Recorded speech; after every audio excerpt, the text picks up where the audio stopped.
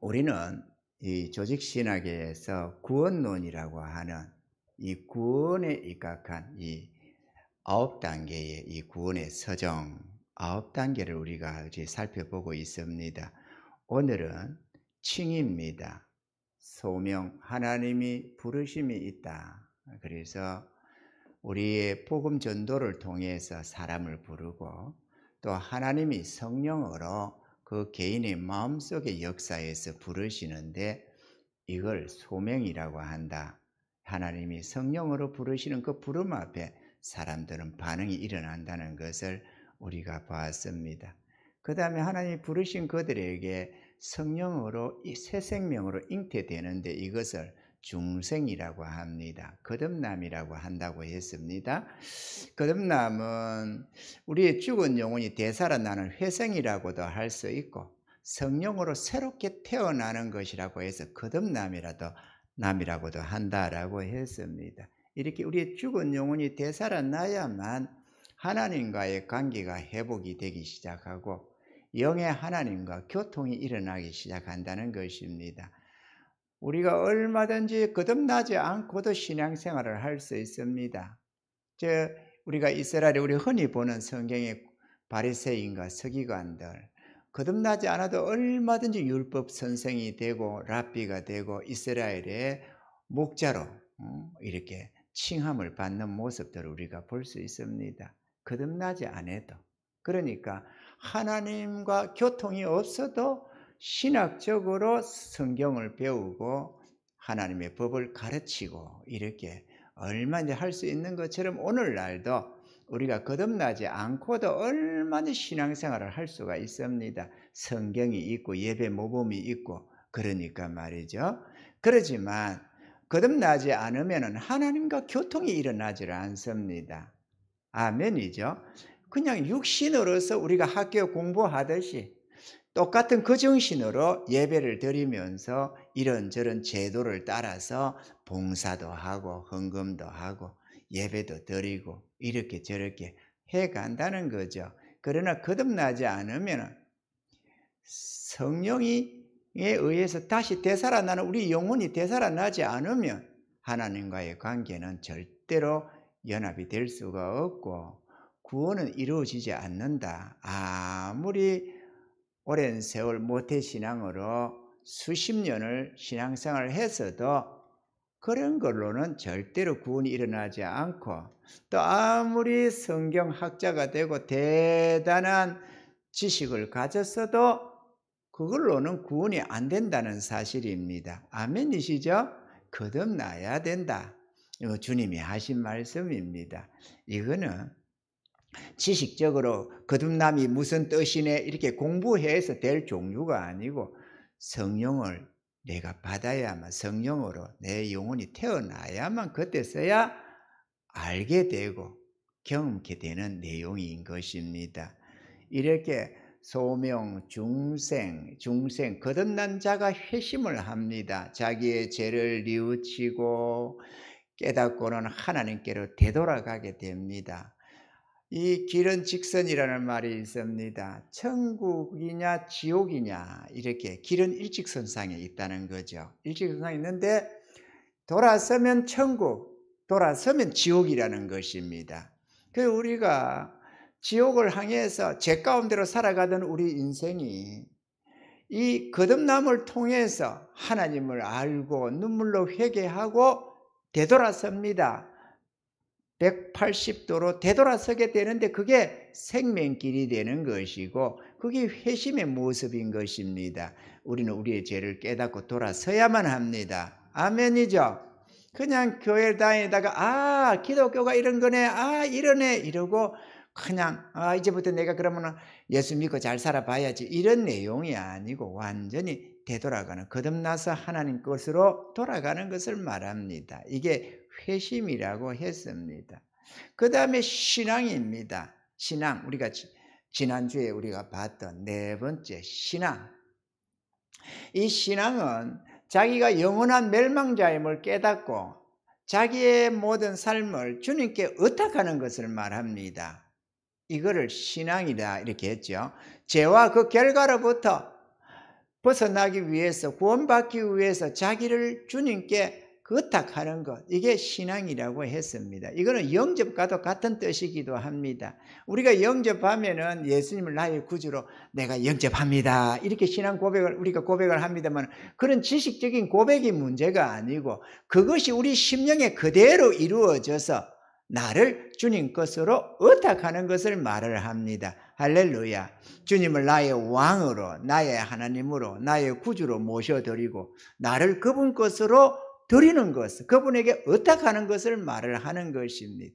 많은 신자들이, 여러분도 다 나름대로 신앙생활을 하면 보고 있겠지만, 주님께 자기를 의탁지 않고 자기 인생을 자기 것으로 살면서 종교적으로 기독교를 신앙하는 이들이 무수합니다.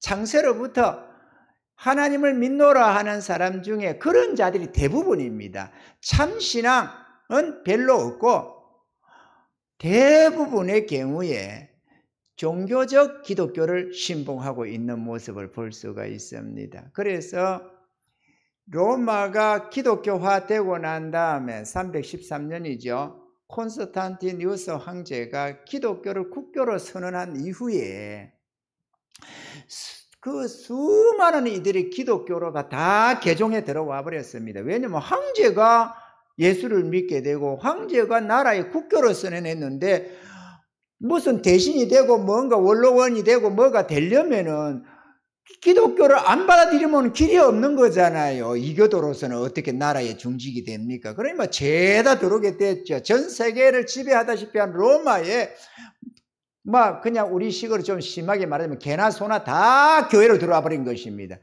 그러다 보니까 교회가 진리가 허물어져 버렸어요. 그 앞에는 예수 믿으면 잡아 죽이니까 목숨 걸고 믿어야 했는데, 그러다 보니까 참신앙들이 대부분이었는데 그냥 뭐 기독교 국교로 하고 뭐 권력 잡고 뭐 하려면은 교회에 안 들어오고는 안 되니까 죄다 들어오다 보니까 뭐 그냥 막 너나 없이 다 들어와 개종을 하고 들어와 가지고 거듭남이 없는 기독교인들이 가득했던 겁니다. 그래서 온 세계가 예수를 믿는데 그때 당시를 기독교 역사 속에서는 중세 암흑시대다 그러는 거예요. 영적 암흑시대라고 합니다. 온 세계가 예수를 믿게 됐는데도 그 시대를 기독교 중세 암흑시대다. 이해가 되죠?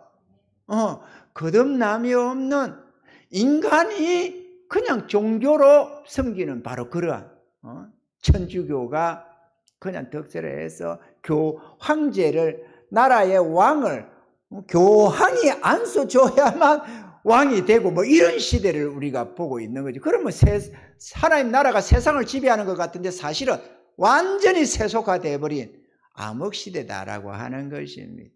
왜 그러느냐? 주님께 자기를 의탁하지 않고 자기가 종교를 가지고 살아가는 거죠. 여러분은 어떻습니까? 여러분 자신을 주님 것으로 구별해서 드렸습니까? 그리고 그분을 주님 나의 왕으로 모시고 하루하루를 그분을 뜻을 따라서 섬기며 살아가십니까? 아니면 내 인생 내 거고 내가 살아가는데 나는 기독교야, 나는 예수 믿어, 이래서 내 삶 전체 삶 속에서 한 부분으로 기독교 신앙을 가지고 사는 삶인지, 아니면 내 삶 자체가 주를 믿는 삶인지 여러분 스스로 한번 생각해 보면 알 것입니다. 내가 주인인지 주님이 주인인지, 여러분의 삶을 결정짓는 것이 주님인지 여러분인지 하면서 당연히 하나님이 전능하셔서 나의 삶을 결정하시고 인도하시지, 그런 거 말고요. 여러분 스스로의 삶을 주장해 갈 때 주님의 뜻을 따라서 가는 것인지 내 뜻대로 가는 것인지 그걸 한번 말을 생각해 보면 안다 그거죠. 그런데 아직도 내가 주의 것임을 생각지 못하고 주님께 의탁지 않았다면 여러분은 아직 주님이 영접이 안 된 겁니다. 주님이 영접하셔야 됩니다. 그래야 참 신앙으로 살아갈 수가 있습니다. 할렐루야. 그때서야 그리스도인이 되는 거고 주의 것이 되는 것입니다. 나를 따라오려거든 자기를 부인하고 자기 십자가를 지고 나를 쫓을 것이니라, 그렇게 말씀하신 것처럼 주님께 의탁된 자는 아멘 하고 주님을 따라서 나아갈 수가 있는 것입니다. 내가 종교적으로 기독교라면 회개하고 돌이켜야 됩니다. 안 그러면 살 길이 없습니다. 아무리 여러분이 이쁘고 아름답고 어느 집안의 소중한 자녀요, 누구의 부모요, 이렇게 해도 소용이 없습니다. 거듭나지 못한 자는 천국 못 들어갑니다. 아멘이죠? 회개하셔야 합니다. 이렇게 신앙, 예수 그리스도를 믿고 자기의 구주로 영접한 자들, 이런 자들에게 그 다음에 주어지는 이 일이 칭의입니다. 이 칭의는 한마디로 경천동지할 일입니다. 이거는 있을 수 없는 거예요, 사실은. 이거는 불가능한 내용입니다. 이 기독교의 가장 핵심적이라고 해도 과언이 아닌 게 이 칭의거든요. 칭의하니까 뭐 생소하고 뭐야 이렇게 뭐 그런 게 있어? 이렇게 어렵다 하신다고 이러겠지만은 이게 진짜 있을 수 없는 내용입니다. 이 내용을 좀 생각해 보면 있을 수 없는 거예요. 이 첫사람, 하나님께서 첫사람 아담을 지었잖아요. 자기 형상대로 창세기 1장 26절 28절에 있는 내용처럼 우리가 사람을 만들고 우리의 형상대로 우리의 모양대로 사람을 만들자 해가지고 삼위일체 하나님이 사람을 만드셨습니다. 자기 형상대로. 그리고는 막 복을 쏟아 부어 주신 겁니다. 정복과 다스리고 모든 만물을 지배하고 다스려라 이렇게 말이죠. 그러니 이게 사단이가 이게 배알이 꼴렸던 겁니다. 이게 너무 속상했던 거죠. 사단의 입장에서는. 그래가지고 어떻게 하면 내가 하나님을 하게 한 방을 먹일까? 그렇게 생각해서 고민하고 고민 끝에 나온 일이 아담과 하와를 유혹해서 죄에 빠뜨리는 거였습니다. 그래서 이제 그 작업을 들어갔는데 기어코 먹으면 따 먹으면 정령 죽으리라 그랬는데 사단의 유혹에 홀랑 넘어가서 아담과 하와가 선악과를 따먹어 버렸잖아요. 선악과를 따먹고 나니까 죄에 빠지게 되고 마음에 죄가 들어오고 말았습니다. 그 영혼이 단절돼 버린 거죠. 정령 죽으리라 했는데 육체가 죽는다는 말이 아닙니다. 영혼이 죽는다는 것이지. 그 영혼이 죽는다는 거는 영혼이 그래 이래가지고 그냥 영혼은 없고 강시처럼 몸만 돌아다니는 그런 죽음이 아니고 생명과 단절된다는 것을 의미합니다.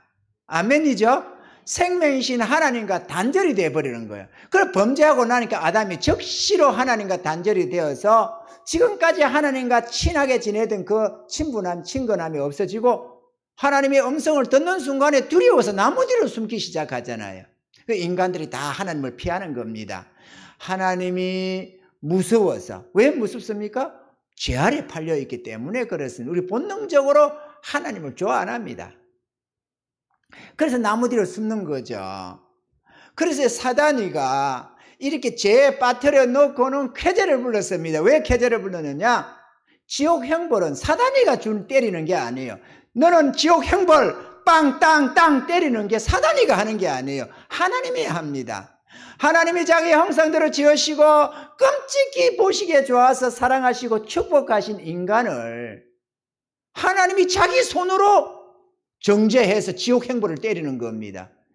이거는요 여러분 내 자식을 남이 해코지 하는 게 아니고 내가 멸해버리는 것과 똑같은 겁니다. 이건 사단이가 이래 놓고는 끔찍하게 하나님께 이렇게 있을 수 없는 치명타를 안기고는 사단은 쾌재를 불렀습니다. 이겼다고 말이죠. 내가 하나님을 이겼다. 한번 생각해 보세요. 그렇죠? 하나님 손으로 하나님이 사랑하는 자들을 멸하게 했다니까요. 안 멸할 수가 없어요. 하나님은 공의로우신 하나님이잖아요. 죄를 죄로 의를 의로 할 수밖에 없는 하나님이시니까. 그런데 누구만 때렸습니까? 모든 인간을 다 심판하게 할 수밖에 없었던 거죠. 어느 하나도 구원받을 수가 없는 영원한 형벌의 아래 빠진 것이 인간의 모습인 겁니다. 이게 우리들의 모습이에요. 그런데 사단이가 하나 간과한 게 있었습니다. 그거는 하나님이 사랑이시라는 걸 생각을 못했다는 거죠. 하나님은 이 사단의 계략을 파하기로 했습니다. 그 계획이 뭐냐? 독생자를 이 땅에 보내는 것이었습니다. 하나님 그분이신 당신의 영광을 버리고 인간의 모습으로 이 땅에 처녀의 몸으로 잉태케 해가지고는 아담과 하와가 지키지 못한 하나님의 법을 완전히 지키게 했습니다. 예수님이 십자가에 달려 죽었는데 예수님이 십자가에 달려 죽은 이것에 두 가지 의미가 있습니다. 오늘 칭의에도 똑같은 두 가지 의미가 있습니다. 소극적인 칭의가 있고 적극적인 칭의가 있습니다. 하나님 칭의라는 말은 어렵다 이런 말입니다. 어렵다. 우리 보고 어렵다 이러는데 일컬을 칭자를 써가지고 어렵다고 인정해 준다는 거예요. 하나님이. 이게 있을 수가 없는 거예요. 죄에 빠져서 영원한 멸망자, 우리가 뭐 어제도 죄를 짓고 오늘도 죄를 짓고 내일도 질 수밖에 없는 죄인들인데 죄를 물 마시듯이 우리가 이렇게 하며 죄 가운데 살고 있는데 우리 보고 어렵다 칭한다는 거예요. 심판주 되시는 하나님. 로마서에서 이렇게 말합니다. 어렵다 하신 이는 하나님이시니 누가 우리를 정죄하리요? 이렇게 말을 하는 겁니다. 있을 수 없는 거예요. 그런데 어떻게 하느냐? 예수님을 이 땅에 보내셔가지고 그를 죄로 삼아서 우리의 인류의 죄를 그에게 지어서 그를 십자가에 못 박아서 피 흘려 죽게 하시고 저주를 대신 받게 했습니다. 그래가지고 우리의 죄값을 대신 지불하게 된 겁니다. 이걸 대속의 은혜다 이렇게 대신 지불했으니까 내가 갚아야 할 죄의 값을 예수님이 대신 갚아주셔서 죄 없다 이렇게 선언해 주신 겁니다. 이걸 대속의 은혜라고 하는 거죠. 그런데 대속의 은혜만 죄만 없으면 천국 가느냐? 아니다 그거죠. 적극적인 게 하나 더 필요한데 그게 뭔가 하면은 칭입니다. 어렵다 함입니다. 예수님은 죽기까지 복종하셨으니 그 십자가에 죽으심이라 해서 죄 없이 처녀의 몸에서 태어나가지고 왜냐하면 아버지의 몸, 아버지의 씨를 빌어서 태어나면은 아담의 후손으로 죄를 가지고 태어나거든. 그러니까 죄를 가지고 태어나서는 구세주가 안 되잖아요. 그것도 죄인이니까. 그렇기 때문에 어렵게 의인으로 태어나야 되니까 아담의 씨가 아닌 성령으로 잉태된 겁니다. 그래가지고 처녀의 몸에 태어나서 죽기까지 하나님의 뜻에 복종했다는 거죠. 빌립보서 2장의 내용이 바로 그 말씀이에요. 죽기까지 복종하셨으니 그 십자가에 죽으심이라. 그래서 하나님의 율례와 법도를 율법이라고 합니다. 하늘의 법이죠. 땅의 법이 있듯이 하늘의 법인데 그 어렵고 거룩한 율례와 법도를 예수님이 다 이룬 것입니다. 하나도 빠짐이 없이 하나님 뜻에 완전 무결하게 다 지켜 행하게 하셨는데 죽기까지 복종했다는 거예요. 뭐 어느 정도 순종 복종이 문제가 아니고 죽기까지 복종했다 아버지 뜻에. 그래서 을을 이루어놨습니다. 죄값을 지불했고 을을 이루었는데 죄값을 지불한 것은 우리의 죄값을 대신 지불하기 위함이었고 을을 이룬 것은 우리에게 을을 주기 위해서 대신 이루어 놓은 겁니다. 그래서 그분이 우리의 구세주라고 하는 거예요. 그분이 우리를 위해서 다 이루어 놨다는 거죠. 아멘이시죠? 그 을을 예수 공로에 의지해서 죄값을 지불한 그 대속의 은혜를 의지를 해서 우리 보고 죄 없다 이렇게 선언하시고 예수님이 이르신 을을 기준으로 해서 이거를 해서 우리 보고 어렵다 이렇게 칭하는 것입니다. 이걸 칭이라고 하는 거예요. 이거는 있을 수가 없는 겁니다. 사단이 볼 때는 미치고 팔딱 뛸 일입니다. 이거. 아니 꼼짝없이 잡았는데 100% 모든 인간을 다 멸할 수밖에 없도록 그것도 영원히 저주받게 했는데 그래서 하나님의 손으로 멸하게 해놓고는 하나님께 치명타를 가하고는 쾌재를 부르던 이 사단이가 하나님의 사랑으로 말미암아 예수 십자가로 말미암아서 구원을 주시는데 그냥 다시 낙원으로 불러들이는 정도가 문제가 아니고 하나님의 자녀로 삼아서 만들어 이끌어서 영원히 복을 주시는 겁니다. 다시는 멸할 수도 없는 영원한 생명을 주시는 겁니다. 이걸 영생이라고 그러잖아요. 이건 있을 수 없는 겁니다, 여러분. 여러분, 목마른 사람은 목이 말라서 죽어가는, 목이 입술이 타들어가고 죽어가는 사람에게는 물 한 잔이 너무도 귀한 생명수입니다. 아멘이죠?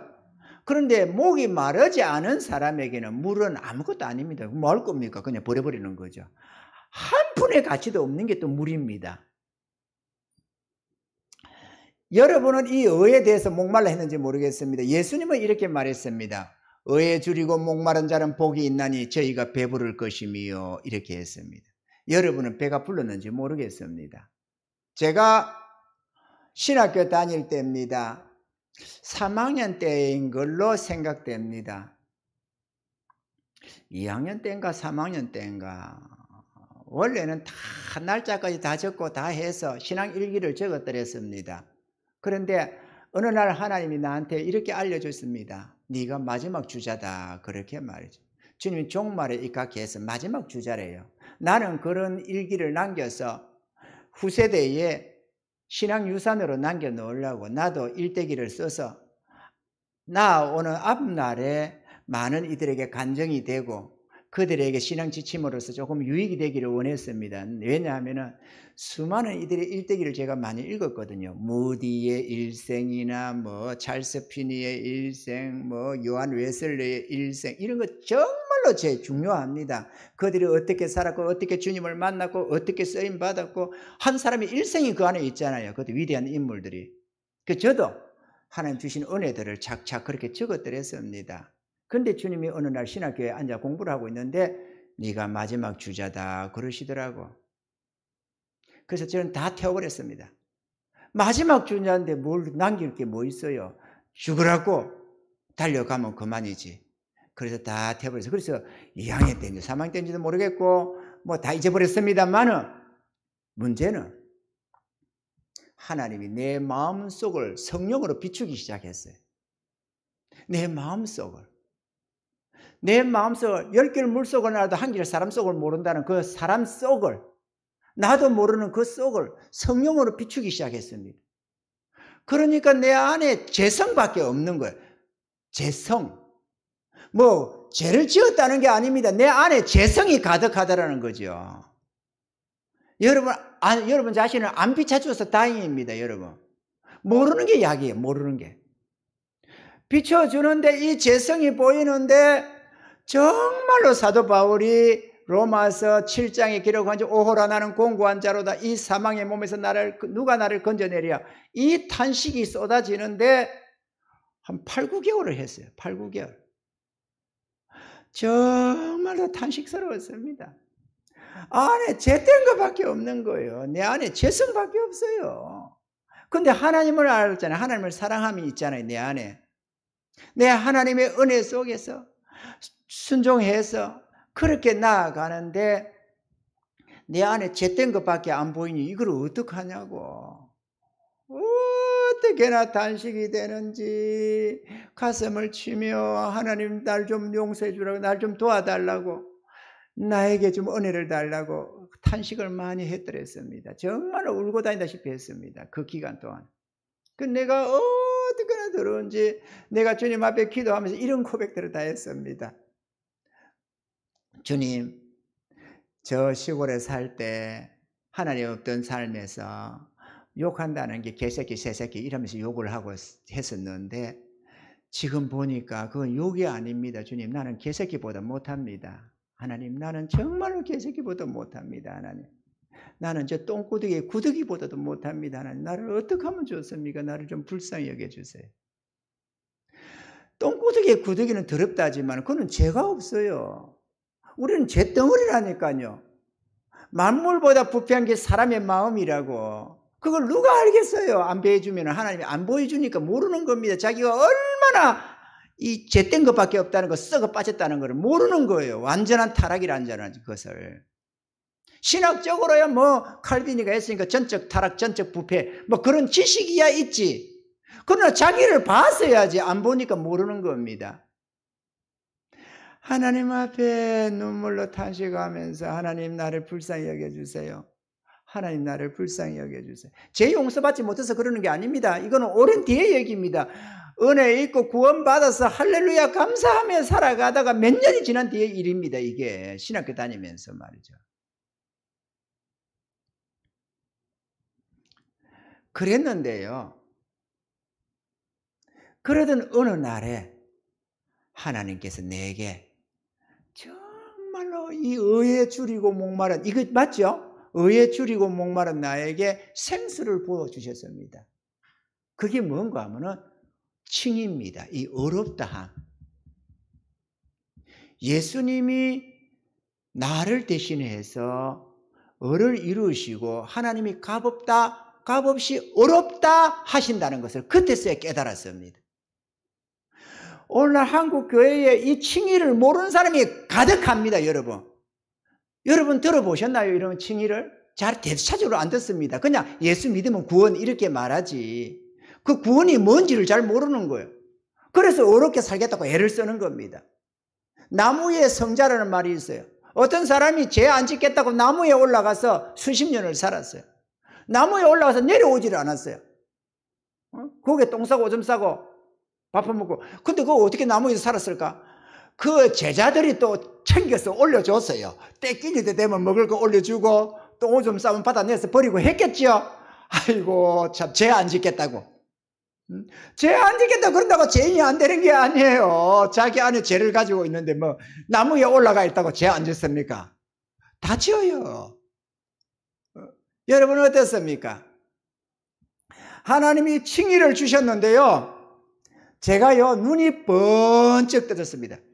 그래가지고 와 이제 한국 교회는 살았다 이렇게 생각했습니다. 왜냐? 이걸 전할 테니까. 이거 전하면 다 살아날 줄 알았습니다. 왜냐하면 아니 천국은요 의인들이 가는 나라거든요.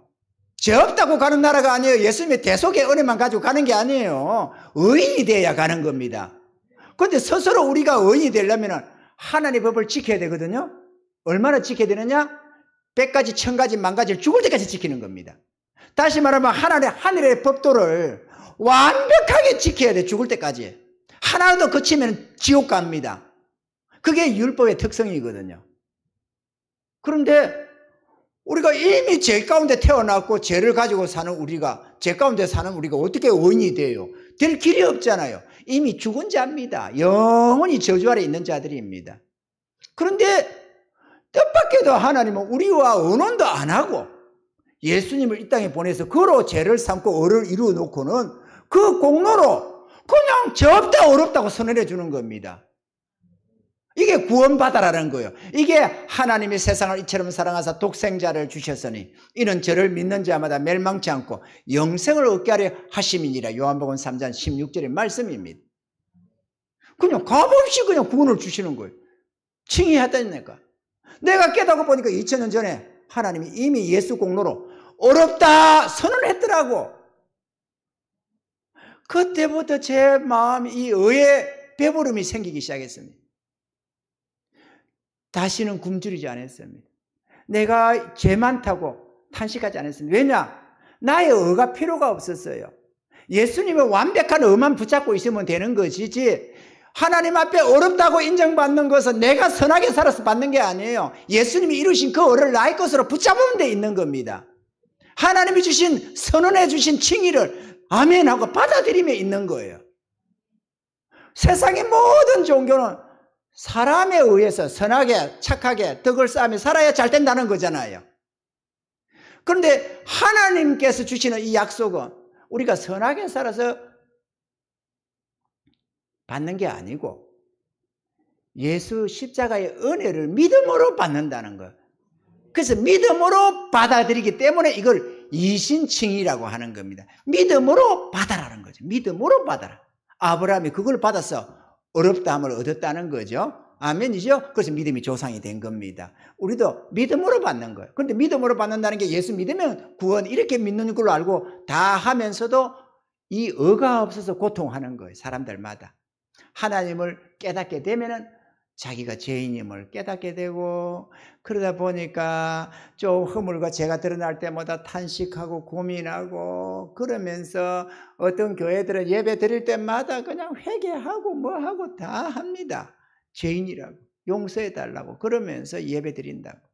뭐 그게 다 뭐 나쁜 의도만을 가진 건 아니겠죠. 그러지만 의에 대하여서 이 죄에 대해서 자유롭지 못한 완전한 의를 얻지 못해서 예수를 믿는다고 하면서도 의에 목말라 하고 뭔가 의를 찾아서 좀 더 선하게 살아보겠다고 애를 쓰는 모습인 것입니다. 여러분, 예수님이 이루신 의를 믿으시기 바랍니다.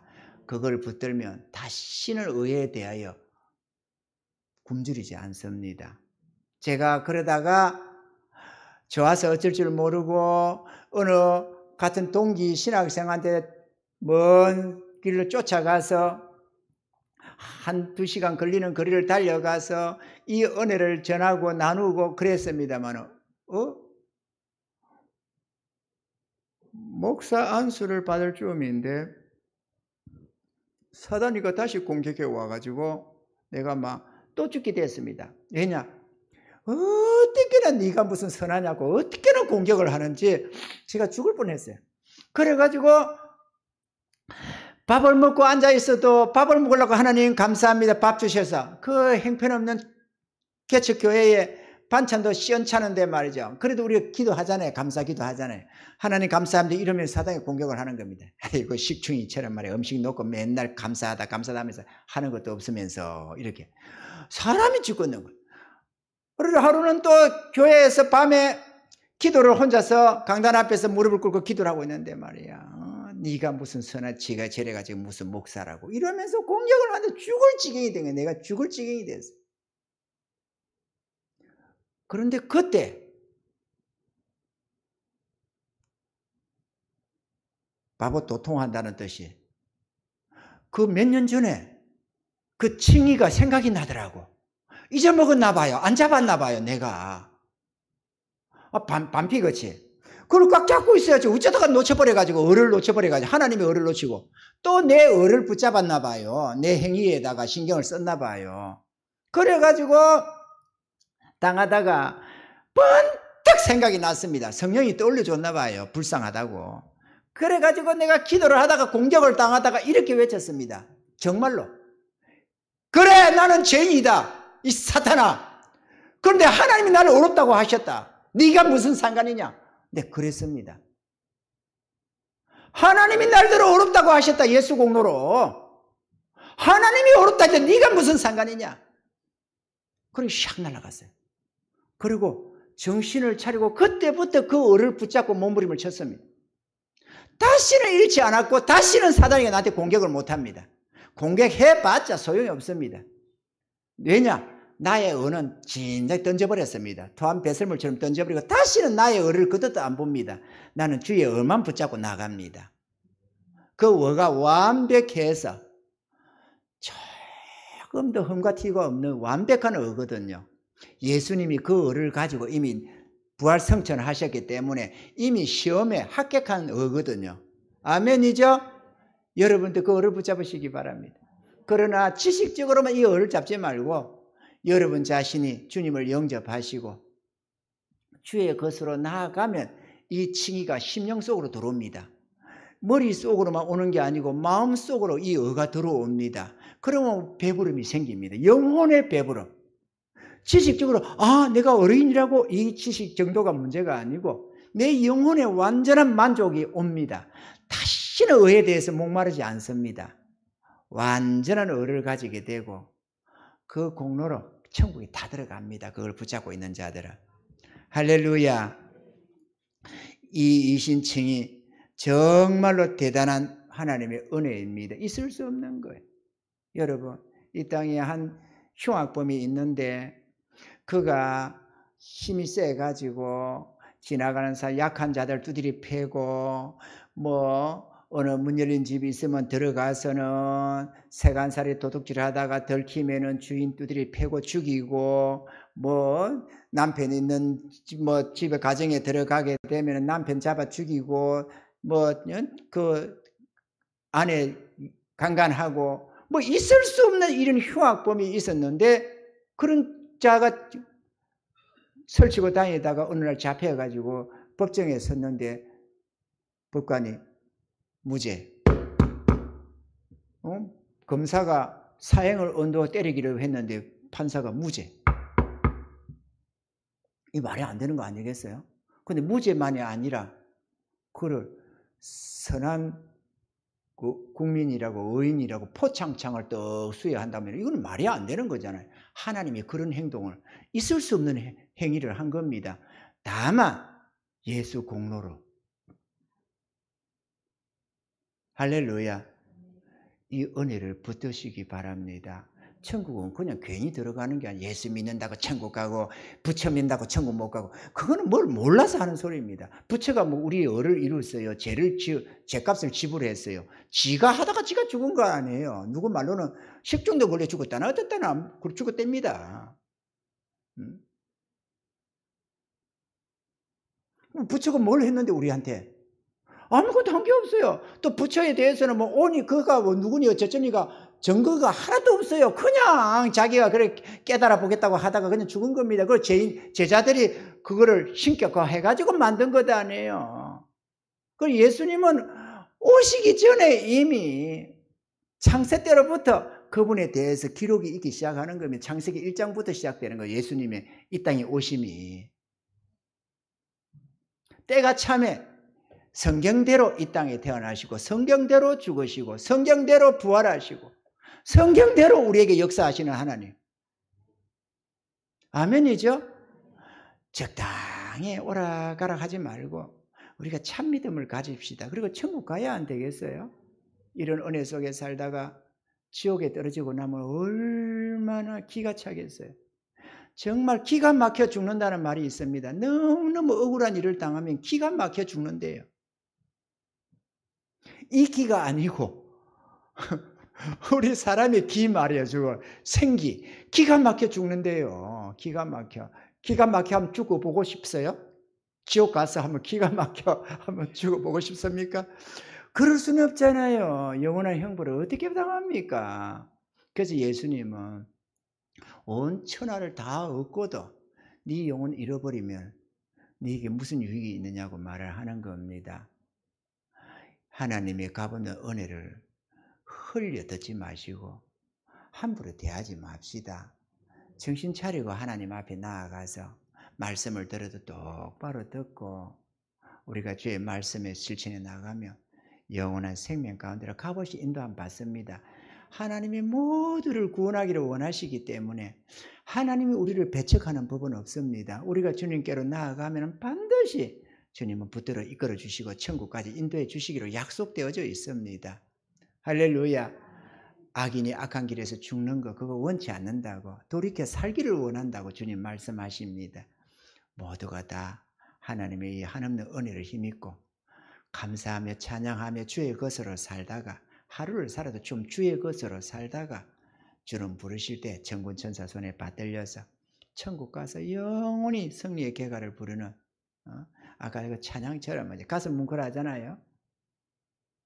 내가 선한 싸움을 싸우고 달려갈 길 마치고 믿음을 지켰으니 이제 우리는 멸류관이 있다고 말이죠. 나에게뿐만 아니라 주의 사모하심을 사모하는 모든 자에게라고 찬양하던 것처럼 우리가 다 그 나라를 사모하고 주님 것으로 하루를 살아도 순종하며 살고 그렇게 살다가 다 천국 입성하시는 은혜가 있기를 주의 이름으로 축원합니다.